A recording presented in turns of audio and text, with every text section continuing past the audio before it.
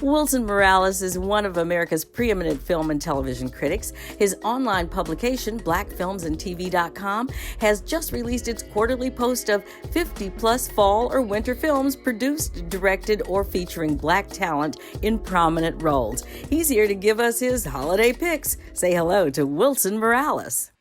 Hey everybody, Tanya Hart here. Glad you're tuning in to Hollywood Live today. My guest is a longtime friend and colleague out of New York City.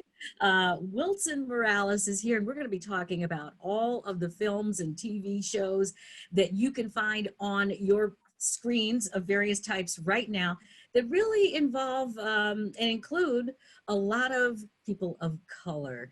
And Wilson, of course, has got all of this on his new website, blackfilmsandtv.com. Wilson, how are you? I'm good. I'm good. No, it's good to have you. Yes. You've been okay teaching in New York City because it's been a lot. Yeah, in New York, things are quiet. You can probably do some things during the daytime, but then at night it's like get hunkered down and stay home. Yeah, well, that's a good thing because we're all still here to talk about it. Okay, let's get right in, jump right in. Your network has just put together a list of 50 films and TV shows that contain Black people, for the most part, in various levels. And you kind of come up with this list every year. Tell us a little bit about the list, first of all.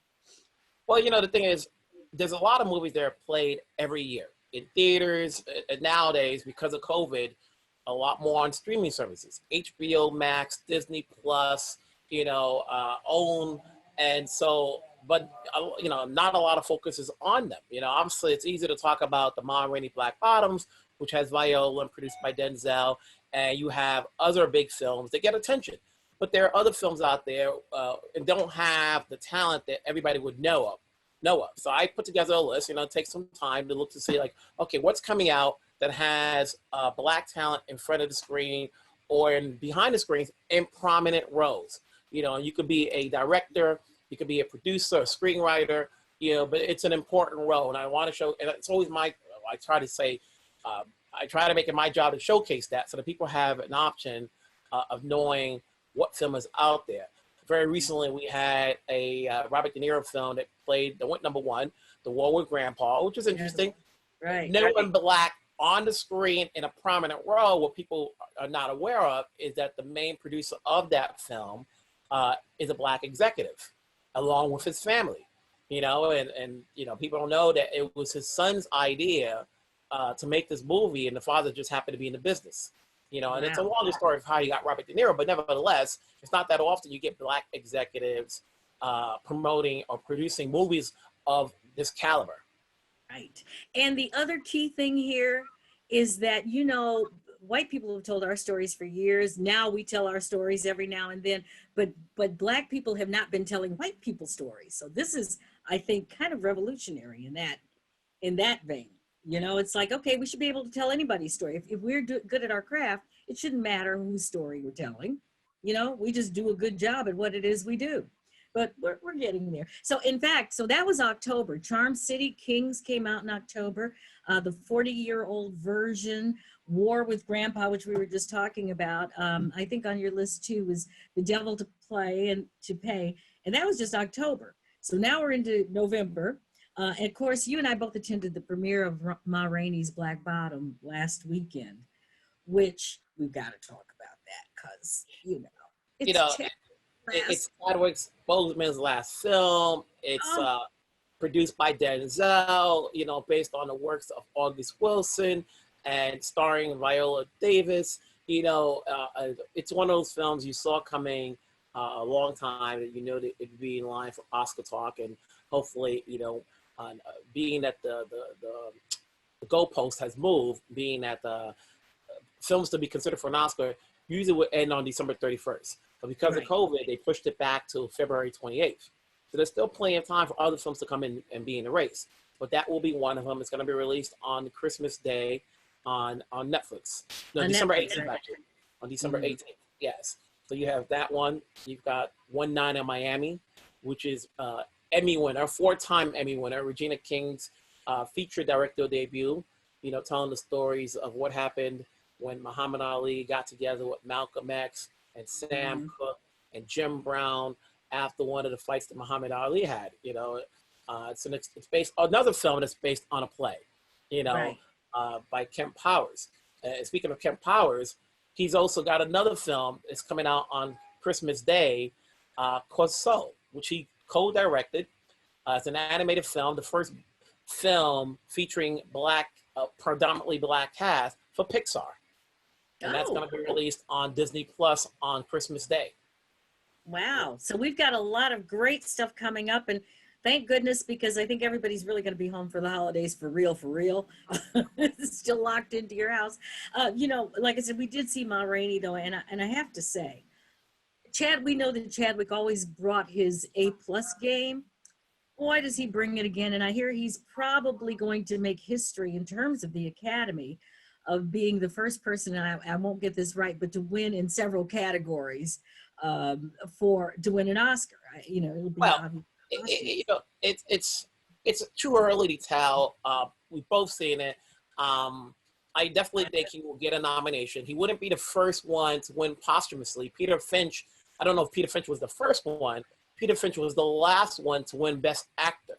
Heath Ledger was the last actor to win posthumously when he won the Best Supporting Actor for playing the Joker in The Dark Knight.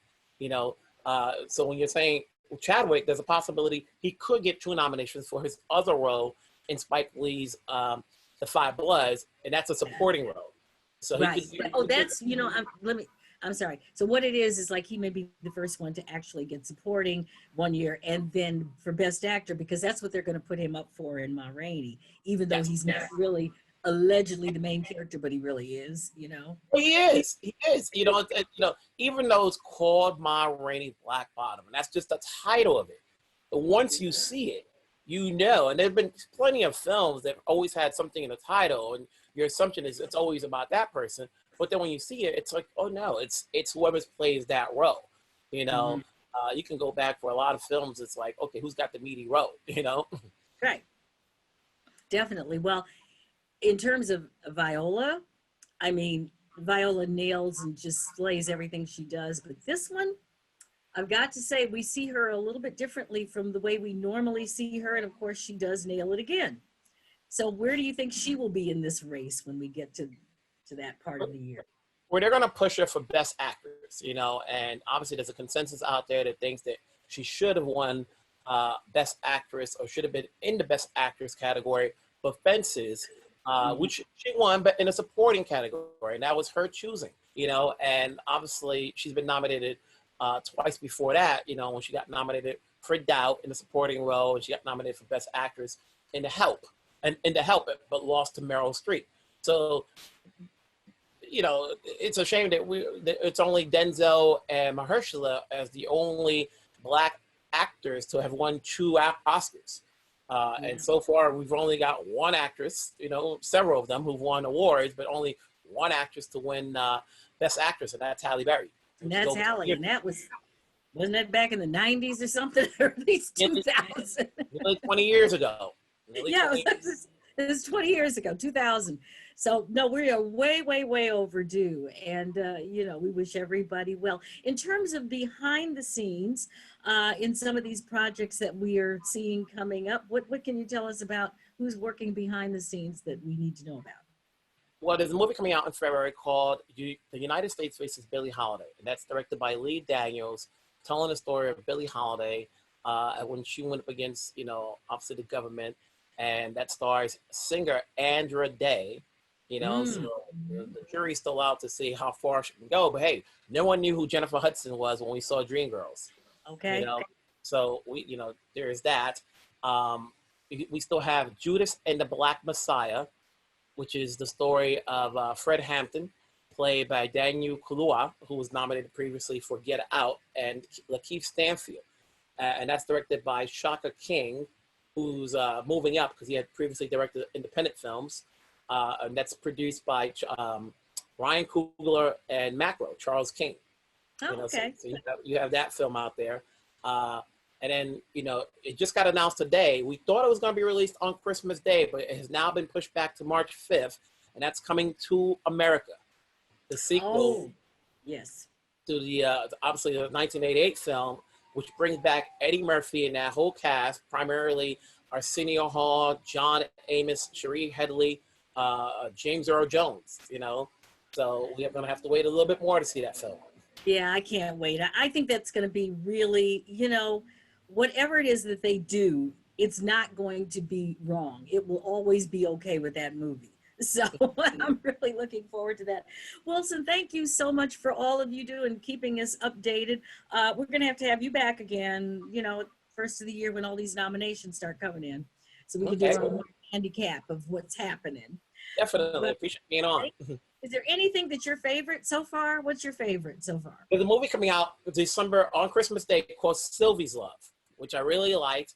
It's directed by a newcomer, Eugene Ash, and it's a love story that's set in the 50s, and the costume design is great, but the storytelling, the story of it, lost loves, starring Tessa Thompson, and I know I'm going to butcher his name. I'll just say his name is, I think, Nandi. And you can probably look it up. The easiest way is to say he's actually the husband of Kerry Washington. Oh, really? Okay, in real life. Yes, and he can act. So just not, I hate to throw out that name, but since I don't know how to pronounce his name in its entirety, because I don't want to butcher it, that's the easiest way of saying it. I love it. Well, that one I'll look out for too. So again, thank you. You stay safe and have a wonderful holiday, and we'll talk to you real soon. And thanks for keeping us updated. Black Films TV, blackfilmandtv.com. Did I get it right?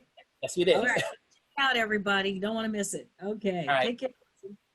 And Bye. thank you for joining us today. We always have great stuff coming up. You never want to miss an episode of Hollywood Live. Thank you.